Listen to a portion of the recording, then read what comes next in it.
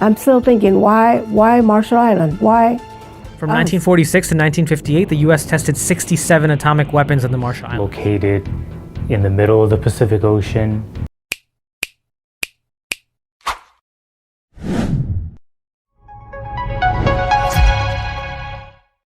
The biggest nuclear weapon the U.S. detonated wasn't in Hiroshima or Nagasaki. It was in the Marshall Islands. It was here in these atolls located halfway between Hawaii and Australia that the U.S. detonated a weapon codenamed Castle Bravo. And it was about 1,000 times the force of the bomb dropped on Hiroshima. The Marshall Islands is mostly made up of atolls, which are ring-shaped coral reefs with a lagoon in the middle. And some of these atolls were still inhabited when the nuclear fallout dropped from the sky onto people's bodies. My cousin Hiroshi, he was on top of a tree whenever the powder fell. He died when he was a teenager. In fact, the US tested 67 nuclear weapons in the Marshall Islands, and the damage they caused was unthinkable. Malformed babies, jellyfish babies, some people call them. The long-term side effects are still hurting people to this day. Cancer rates in the Marshall Islands, in the Marshallese community, are higher than the general population. And after testing nuclear weapons on their islands, the US studied the Marshallese people without their consent. The United States chose us to be guinea pigs to develop their weapons. The Marshall Islands gained its independence from the United States in 1979. But when it was a US territory, it was abused as a testing ground for nuclear weapons. The world is afraid of America because of that. Hydrogen bomb was created in the Marshall Islands. I'm still thinking, why Marshall Island? Why us?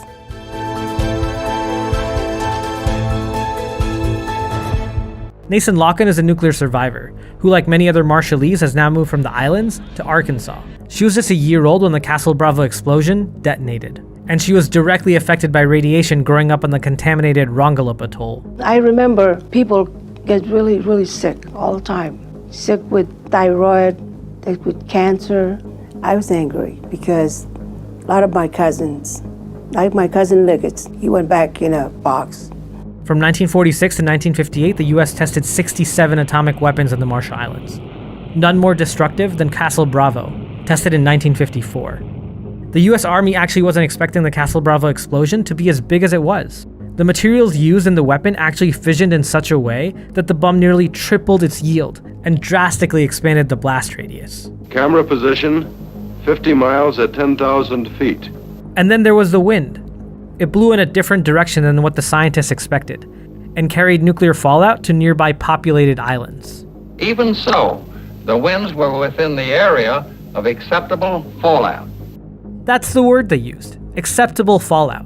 On the atoll's upper islands, this H+5 to H+50 hour dosage ran from possibly 1,500 to 3,000 Roentgens, well above the lethal human dose. The devastation was massive. The frame size of the picture is 14 by 18 miles. The film is running at normal speed.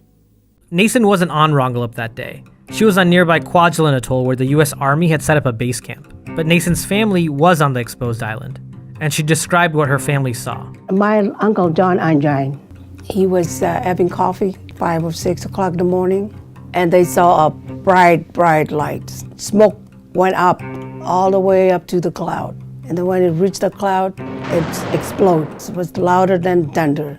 They were so scared, the woman and children ran into the bush and hid there. According to her family, that's when the powder started falling. Fallout of the radioactive particle now begins for a period of 10 hours or more. My cousin Hiroshi, he was on top of a tree whenever the powder fell. And he ran to the ocean because he was burned all over. And it got worse. Nobody told him anything. All day long and all night long, the powder fell on the island.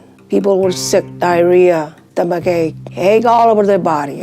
The next day, their hair fall out. A majority of those receiving the heaviest radiation reported some transient nausea on the first or second day. Some loss of hair was a frequent symptom. Most of the Marshallese in this category developed multiple skin lesions, predominantly on the scalp, back of the neck, and feet. On the third day, a ship came and a seaplane came. And this guy named Oscar DeGroom said, everybody get on board.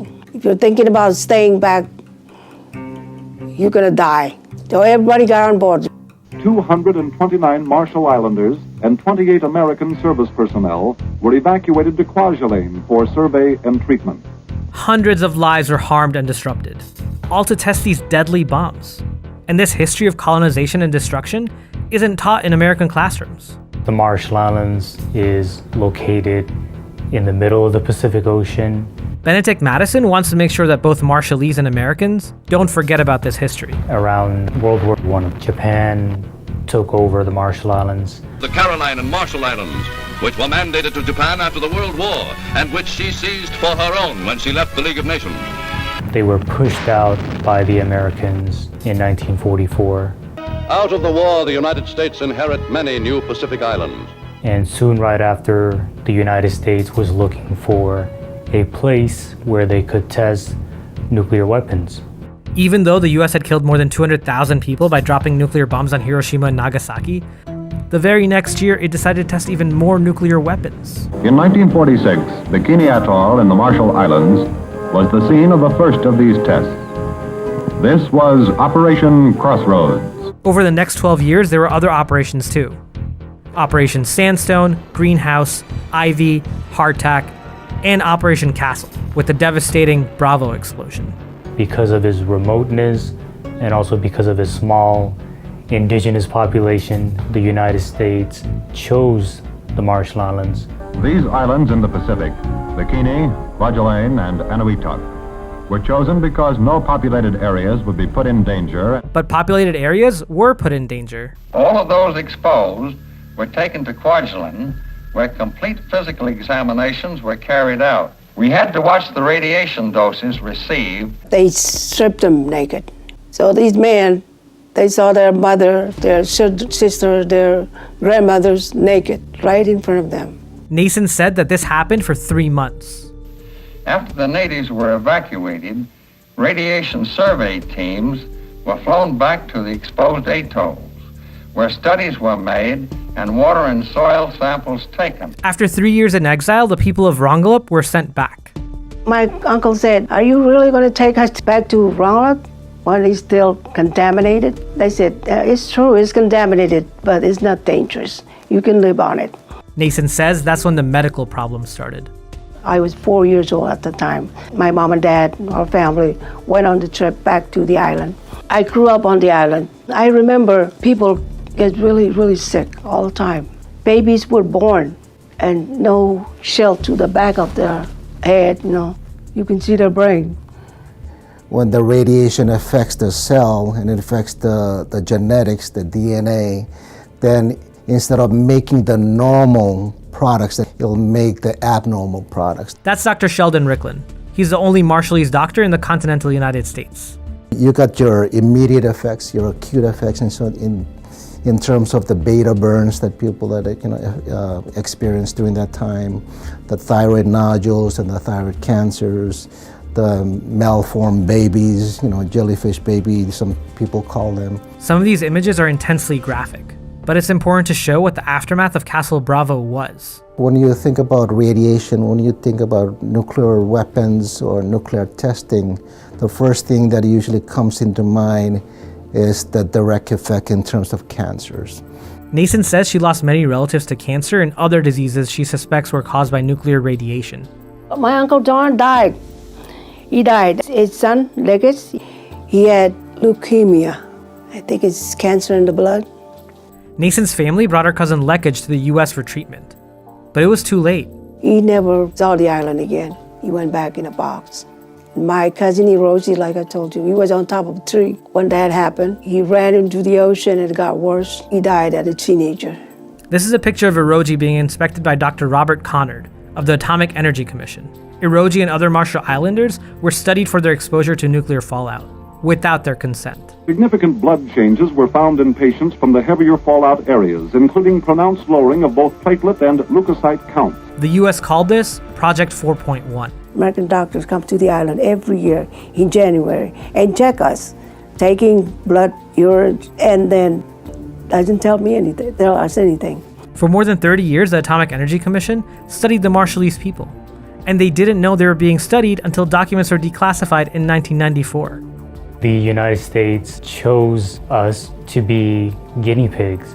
Nason says that she has thyroid nodules that she suspects is from the radiation from the food she had to eat as a child. I've got thyroid too, and I got blood pressure too, and I'm taking medicine for them. So I'm trying to tell my doctor, that, it's from the, hydrogen bomb, but I don't know.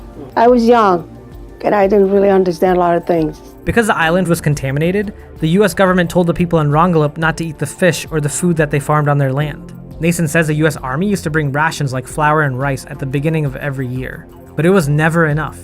And when we ran out of those, we will eat whatever we can eat on the island.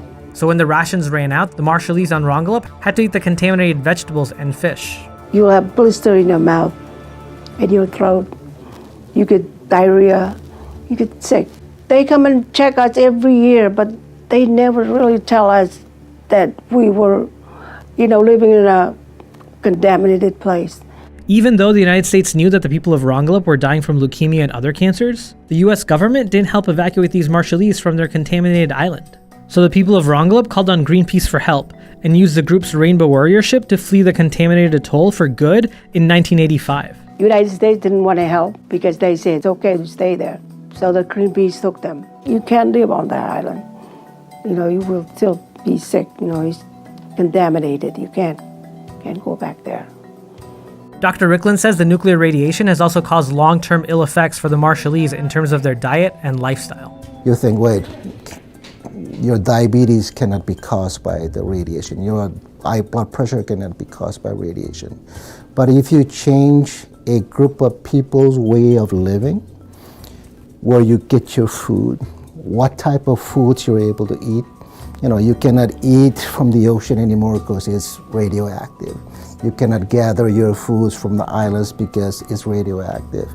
And you substitute that with canned goods, with preserved foods, with all these foods that are not healthy, that are not your normal Marshallese diet. That definitely has an effect on the health today of Marshallese and health today of Marshallese in the future.